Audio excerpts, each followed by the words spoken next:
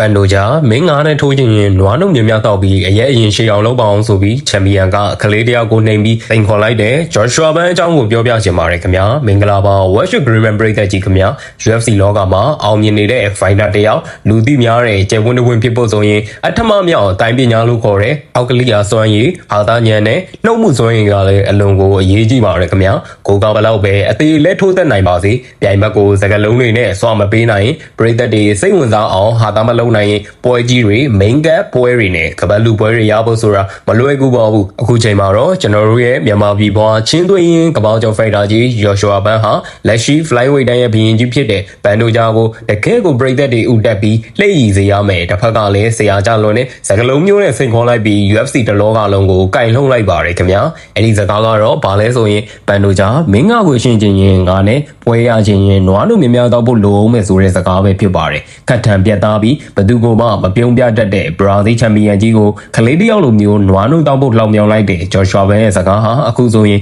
social media ပေါ်မှာ viral ဖြစ်နေပြီးပရိသတ်တွေကြားမှာရေပန်းစားနေပါတယ်ခင်ဗျာဒီနေ့ဒီဗီဒီယိုရှေ့ကြီးထဲမှာတော့ဂျော်ရှွာဘန်ကဘာရည်ချက်နဲ့ချန်ပီယံကိုနွားနှုတ်တောက်ဖို့ပြောလိုက်တာလေဒီစကားရဲ့နောက်ွယ်ကခန္ဓာကိုယ်အချိုးအစားကွာချက်တွေဘာကြောင့်ပန်ဒိုဂျာကနွားနှုတ်တောက်ရမယ့်အခြေအနေဖြစ်နေတာလဲဆိုတဲ့ဟာသားနောက်ခံတွေအပြင်တကယ်လို့တော့သူတို့နှစ်ယောက်ကပတ်လူပွဲစင်မြင့်ထမှာတရားဝင်ဆောင်တွေ့ခဲ့ရင်ဘသူကပို့ပြီးအသာရသွားမလဲဆိုတာကိုအချက်အလက်အစုံအနေဟာသားအပြည့်စုံနဲ့အသေးစိတ်ခွဲခြမ်းစိတ်ပြဆွေးနွေးပေးသွားမှာမို့ညီကိုတို့အားလုံးဖုန်းလေးကိုအသာချကော်ဖီလေးတောက်ရင်ဒီဗီဒီယိုရှေ့ကြီးကိုဇိမ်နဲ့အစအဆုံးနားထောင်ပေးကြဖို့တိုက်တွန်းလိုက်ပါရခင်ဗျာကဲပထမဆုံးအနေနဲ့ဂျော်ရှွာဘန်ကဘာလို့ပြိုင်ဘက်တွေအများကြီးတဲ့ကမှပန်ဒိုဂျာကိုမှရွေးပြီးနွားနှုတ်တောက်ခိုင်းရတာလဲဆိုတာကိုကြည့်လိုက်ရအောင်ကမ္ဘာအဆင့်9နေရာကိုရောက်လာတဲ့ဂျော်ရှွာဘန်ဟာသူ့ရဲ့ရီမန်ချက် flyweight တန်ကပတ်ကြီးကိုယူဖို့ဆိုတာအမြဲတမ်းပုံမှန်လင်းလင်းပြောလို့ရှိပါတယ်အဲ့ဒီတော့အထက်ကလူတွေကိုကြော်ဖြတ်ဖို့အတွက်ထိတ်ဆုံးကဘီရင်ကြီးပန်ဒိုဂျာကိုအမြဲတမ်းစောင့်ကြည့်နေရတာပါဒီနေရာမှာပန်ဒိုဂျာရဲ့ခန္ဓာကိုယ်တိဆောက်ပုံကိုကြည့်ရင်သူ့ရဲ့ရက်မောင်းဟာ9ပေ9လက်မှပဲရှိပြီး flyweight တန်းမှာအရက်ပူဆုံးထဲမှာပါပါတယ်ကျွန်တော်တို့မြန်မာပြည်ကအသက်15နှစ်အရွယ်ကောင်လေးတွေကတော့သူ့ထက်အရက်ရှိပါအောင်မယ်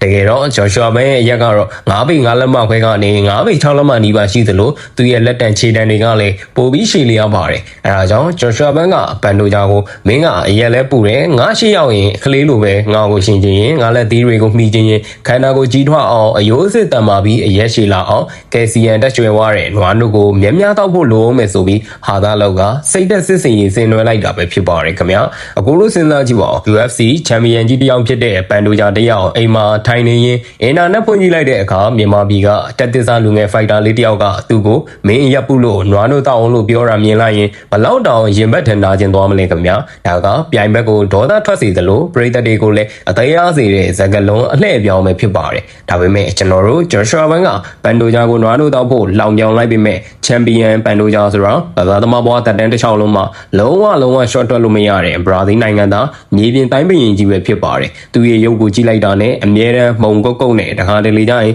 ဈေးထဲမှာအကျွေးတောင်းရခက်လို့စိတ်ညစ်နေတဲ့မျက်နှာပေါက်မျိုးရှိပါတယ်ဒါပေမဲ့အဲ့ဒီမျက်နှာနဲ့အကိုအထွက်လွန်နေတဲ့ပန်ဒိုဂျာဟာ UFC ကွင်းကြီးတဲ့ရောက်သွားရင်တော့တကယ်ကိုသွေးစာနေတဲ့ဝင်ပလီတကောင်လို့ပြောင်းလဲသွားတတ်ပါတယ်သူဟာ UFC flyweight ကပတ်ကိုကာကွယ်ထားနေတာအချိန်ချင်းရှိခဲ့ပြီး Brandon Moreno, Brandon Ryan တို့လိုကပောက်ကျော်တွေကိုပါအနိုင်ယူထားနိုင်တဲ့အပြင်သူ့ရဲ့မာကျော်မှုဇွဲတံမှုတွေကအမခန်းပါမယ်ပန်ဒိုဂျာရဲ့ကစားကွက်ကပြိုင်ဘက်ကိုကြက်တူရီအုပ်တလို့မျိုးမြေပြင်မော်ဆွဲလဲပြီးကြောကုန်းပေါ်တက်ခွာကချုပ်ကွက်တွေနဲ့အသက်ရှူချက်အောင်လှုပ်တက်တာပဲဖြစ်ပါတယ်အဲဒါကြောင့်ဂျော်ရှွာဘန်ကသူ့ကိုနွားနှုတ်တောက်လိုက်လို့ပြောလိုက်တာဟာပန်ဒိုဂျာရဲ့အဲ့ဒီကြောက်စရာကောင်းတဲ့မြေပြင်ချုပ်ကွက်တွေခွန်အားတွေကိုသူလုံးဝမကြောက်ဘူးပန်ဒိုဂျာရဲ့အကွက်ကိုလည်းသူအေးဆေးဖြည့်ရှင်းနိုင်တယ်ဆိုတဲ့ယုံကြည်ချက်အပြည့်ရှိကြောင်းတကဘာလုံးကိုတက်တည်ပြလိုက်တာလည်းဖြစ်ပါတယ်ခင်ဗျာကဲကျွန်တော်တို့ရဲ့ fighter ကြီးဂျော်ရှွာဘန်ဘက်ကိုပြန်လဲကြည့်လိုက်ရအောင်ခင်ဗျာဂျော်ရှွာဘန်ဟာပန်ဒိုဂျာကိုနွားနှုတ်တောက်ခိုင်းတာတွေမကပဲတကယ်လဲမတ်တက်ထိုးသက်ချက်တွေအပိုင်းမှာပန်ဒိုဂျာထက်အများကြီးပိုပြီးတော့လှင်မြန်ဖြတ်လက်ပါတယ်ဂျော်ရှွာဘန်ရဲ့လက်သီးတွေက